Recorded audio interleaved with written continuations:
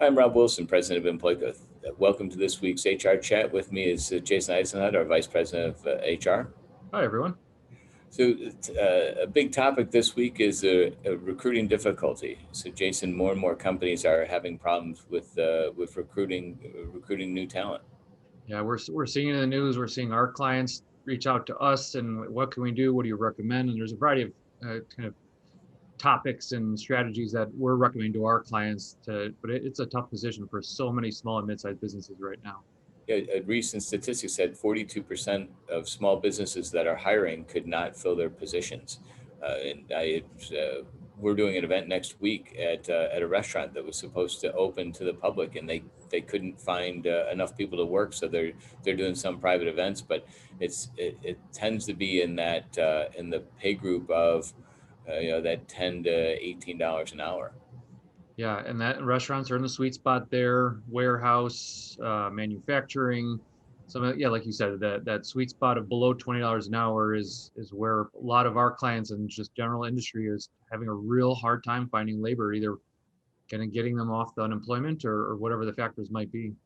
Yeah, your two factors are unemployment, right? With the federal unemployment level, if you're between the state amount and an extra $300 a week on the federal side, someone making $15 an hour, as an example, can make the same amount on unemployment. And with unemployment, before you had to show that you had been terminated, but part of at least in Illinois and some of the other states, if you can show that my kids are home from school, or I'm just concerned about coronavirus, that I might catch it working somewhere.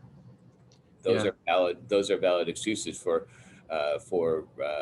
unemployment, which never was the case in the past. So, if someone that really doesn't want to work and really wants to work the system, it's pretty easy to say, I don't feel comfortable. Yeah, and that's actually one of the reasons why one of the states have opted out. Montana's opted out of the federal unemployment assistance. They're actually, instead of the $300 a week, they're giving residents $1,200 one-time gift if they've re-entered the workforce. So not 300 a week for staying on unemployment, but if you can prove that you were on unemployment before, now you've re-entered, you get $1,200 from the state of Montana, which is interesting. We'll see how that plays out. In South Carolina, is they're opting out of the federal program as well. So. Yeah, so in addition to unemployment, we're also seeing maybe some restaurant workers have changed careers during unemployment. Maybe they've switched to working at Amazon or whatever it might be, maybe more of a steady paycheck, and they thought at the time to just make ends meet. So in addition to unemployment, we're seeing a lot of people may have just changed careers. Right, it's the industries that were hit really hard, like restaurants and trade shows. As trade shows are starting to come back, some of those trade show employees, they haven't worked for a year, so they found jobs elsewhere, construction or a variety of other industries. And do you want to leave that current job to go back to another industry? It's a challenging time for employers.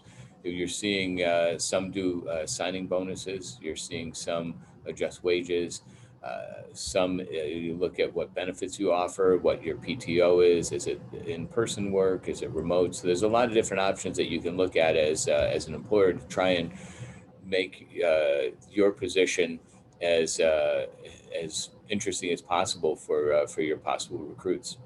Yeah, so even before you take in addition to taking a look at your salary pay range, making sure it's consistent with the marketplace, and you're paying employees fairly and compared to other competitors in the industry. Yeah, the sign-on bonus we're seeing from our clients ranges from $300 to $500, even for these kind of $10 to $20 an hour positions. So and then it goes up even there from maybe even a few $1,000 sign-on bonuses for as you get even higher in the kind of the pay range area. And look at your as well-rounded of a package as you can. You want to be as attractive as you can in this job market at this point. Yeah, try and differentiate yourself the best way possible.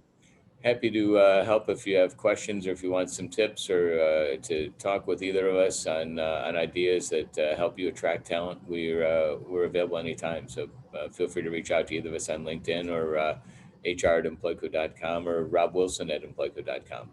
Great. Thank you. Thanks for joining us.